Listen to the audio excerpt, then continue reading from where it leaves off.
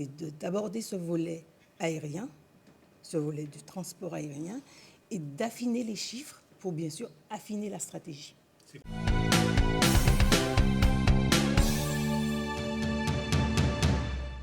Alors ce matin, c'était important que la région Guadeloupe puisse avoir ces échanges avec déjà le cabinet qui nous a accompagnés pour présenter les perspectives des chiffres de l'aérien. On ne peut pas parler de tourisme sans parler de transport aérien. Effectivement, il fallait affiner notre stratégie touristique. Il faut savoir qu'effectivement, en décembre 2023, la région a validé son schéma régional de stratégie touristique.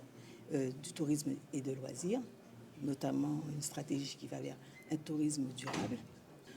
Aujourd'hui, il était essentiel d'affiner les données chiffrées du cabinet qui nous ont bien montré que la Guadeloupe reste une destination incontournable et reste une première destination en Guadeloupe visitée parce qu'on a effectivement des atouts naturels qu'il faut continuer à préserver, mais également à accompagner nos acteurs du tourisme, notamment dans la montée en gamme. Donc ce matin, l'intervention était très intéressante puisque en fait ce qu'on essaye de mesurer, c'est de faire en sorte que les besoins en termes d'aérien soient en adéquation avec le développement du tourisme, et plus particulièrement l'aspect croisière, puisqu'effectivement la croisière est un des vecteurs du développement touristique. Les perspectives pour la saison 2024-2025 sont plutôt bonnes, puisqu'on devrait, au niveau de la Guadeloupe, accueillir entre 290 et 300 bateaux pour l'ensemble de l'archipel. Donc c'est un nombre de bateaux conséquent. Ça veut dire quoi en termes de passagers? Ça fait à peu près 400 000 passagers. Donc je pense que c'est une bonne saison qui est en croissance de l'ordre de 20% par rapport à la saison antérieure. Et donc la croisière est une activité qui contribue énormément au développement économique de la Guadeloupe. La première chose aujourd'hui, c'était de faire un point d'étape sur où on en est, quelles sont les perspectives d'abord de reprise du secteur du transport aérien, indispensable pour pouvoir se mouvoir, pour nos activités économiques. Et donc, on a constaté effectivement que nous ne sommes pas revenus à l'avant-crise, mais que l'activité est quand même dynamique. On a perdu un opérateur que vous connaissez, qui était Air Antilles, qui est revenu avec une nouvelle compagnie, mais on n'a pas encore le niveau de fréquence. Et puis, bien sûr, les consommateurs se plaignent beaucoup du prix du tarif du transport aérien. Le fuel a beaucoup augmenté et ça nous crée quelques difficultés et quelques interrogations. Je profite de cette occasion pour dire qu'il y a une taxe, tout le monde en entend parler, 1 milliard d'euros. Pour vous donner un petit peu ce que ça peut représenter, c'est entre 40 et 70 euros par billet d'avion, ce qui aurait pour conséquence d'augmenter le prix du billet d'avion entre 10 et 20%. Il y aurait une chute de trafic qui serait dans l'entour de 10 à 12%, et ce qui créerait pour les Outre-mer 200 millions d'euros de perte de recettes d'activité touristique. C'est phénoménal. Et l'activité touristique, c'est quoi? C'est l'emploi. Et donc, quand on tire sur l'activité, on crée du chômage. Alors, d'abord, on a vu que le tourisme de proximité nous a beaucoup aidé au moment du Covid. C'était très difficile et on a pu compter finalement que ce qu'on appelle le tourisme intramuros, interne, comme on dit. Mais on sait très bien que dans une île comme la Guadeloupe, ça a ses limites. C'est pas comme si vous êtes dans l'Hexagone où les gens partent loin et dorment plus longtemps. Il y a aussi le tourisme de plus grande proximité Caraïbes. On sait que c'est difficile. Air Antilles en a peut-être fait les frais avec des lignes qui étaient compliquées. Et puis après, on a tout ce qui est un peu plus loin, les USA, les États-Unis et le Canada qui peuvent nous amener, mais on est en forte concurrence avec les îles de Caraïbes. Ils parlent d'abord, la langue est hispanophone, donc plus facile. Il y a beaucoup plus de dessertes et nous, on est plus tourné vers l'Europe. Et donc, il faut qu'on prenne notre part de marché à l'Europe. Je rappelle une petite information qui me semble être importante. Air France quitte Orly. Ils vont à Roissy. Ce qui veut dire que les connexions des villes européennes sera possible. On se bat depuis très longtemps pour ça. et on aura peut-être 2 vols par jour qui vont quitter Roissy. C'est une chance. Et donc j'espère qu'on va internationaliser la destination Guadeloupe.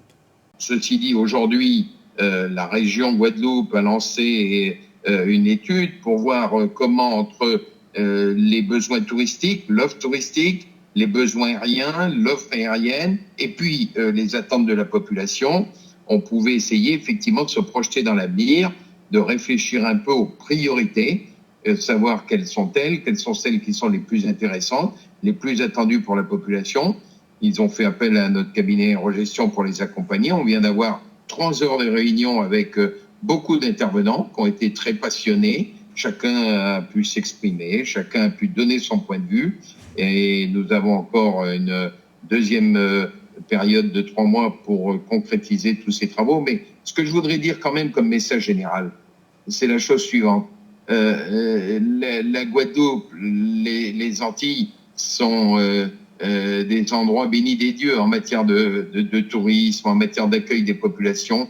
L'arc antillais dans son ensemble est aujourd'hui bien au-delà de ce qu'il était avant le Covid. C'est pas le cas de toutes les régions du monde et de loin s'en faut. L'Asie est encore à la traîne, la Méditerranée est secouée par des événements politiques dans l'Est qui ne favorisent pas les choses. Donc, à partir de ces atouts, à partir de l'intérêt des populations à mieux vivre quelque part, on doit pouvoir améliorer sensiblement les capacités d'accueil touristique, mais aussi en faire bénéficier les populations à travers l'impact sur les prix du billet d'avion, parce que, in fine, c'est ça qui compte. Donc, il y a du travail sur la planche, mais il y a beaucoup d'atouts dans ces régions, il y a beaucoup d'atouts dans la volonté politique. On va essayer de trouver les priorités qui s'imposent.